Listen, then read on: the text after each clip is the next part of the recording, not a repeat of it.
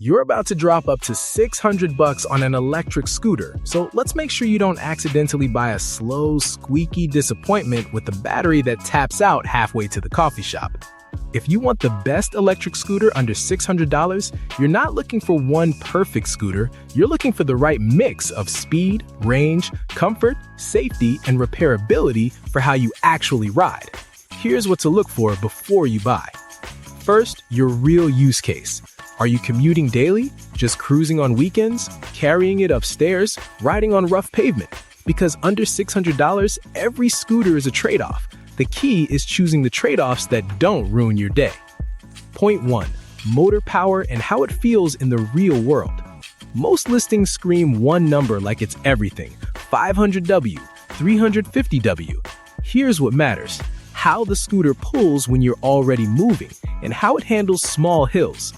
Simple example: if your route is mostly flat sidewalks and bike lanes, a 350W class scooter can feel totally fine. But if you've got hills, heavier riders, or windy open roads, you'll want stronger peak output and a motor that doesn't bog down at 10 miles per hour.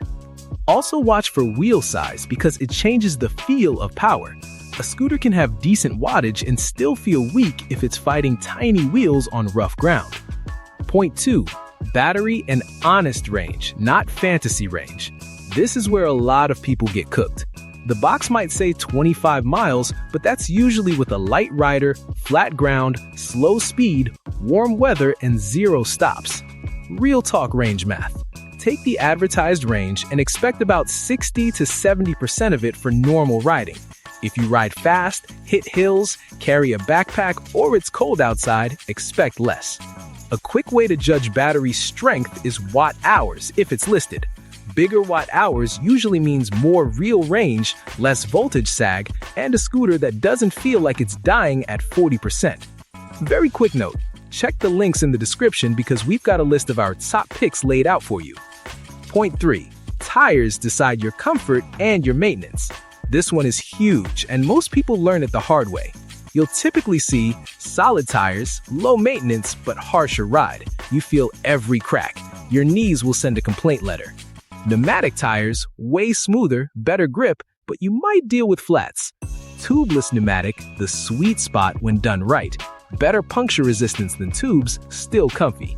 Simple example: if your city streets are rough and your commute is longer than 10 minutes, pneumatic tires can turn an annoying ride into an actually fun one. But if you just want it to work with minimal fuss, solid tires are tempting. Just know the ride is stiffer and traction can be worse on slick surfaces. Point 4.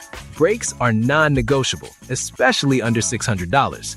Speed is fun, stopping is survival. You'll usually see electronic braking, okay as a helper, not great as the only system. Rear drum brake, low maintenance, reliable, solid for this budget. Disc brakes, stronger bite, but can require more tuning and can squeal if neglected. Dual brakes, best confidence, especially if you ride near traffic. Simple example: if your scooter can hit 18 to 20 miles per hour, you want braking that feels calm, not chaotic. If you squeeze the brake and it feels like a maybe, keep shopping. Also look for lighting that's actually usable. A tiny front light that makes you visible is not the same as a light that lets you see potholes. Point 5. Suspension and deck design for real streets. Under $600, suspension isn't always included, and sometimes it's included badly. No suspension is fine if you've got bigger pneumatic tires and decent roads. Suspension helps if your pavement is cracked, you hit sidewalk seams, or you're riding longer distances. And don't ignore deck design. A wider deck means your feet can relax. A grippy deck means you're not sliding around when you brake. And ground clearance matters more than you think if you deal with speed bumps. Simple example: a scooter can have great specs and still feel sketchy if the deck is narrow and your stance is cramped. You want stable, not tiptoeing. Point 6. Weight, portability, and the reality check test. This is the moment people regret their purchase. Ask yourself, can I lift this scooter with one hand for 10 seconds? Can I carry it up one flight of stairs without hating my life? Will it fit under my desk, in my trunk, or in my apartment corner? Many scooters in this price range land around the manageable but noticeable weight. If you're doing stairs daily, prioritize lighter weight and a good folding mechanism. If it's mostly ride and park, you can go heavier for stability. Quick test.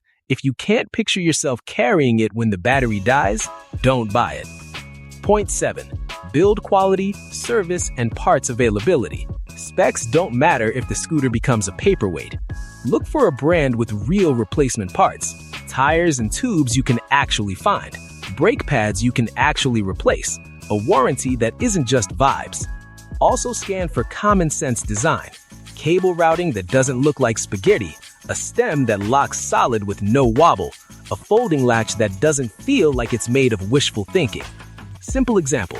2 scooters can have identical speed and range. The one with available parts and better assembly is the one you'll still be riding next year. So what's the bottom line? Under $600, the best electric scooter is the one that nails these priorities for your ride.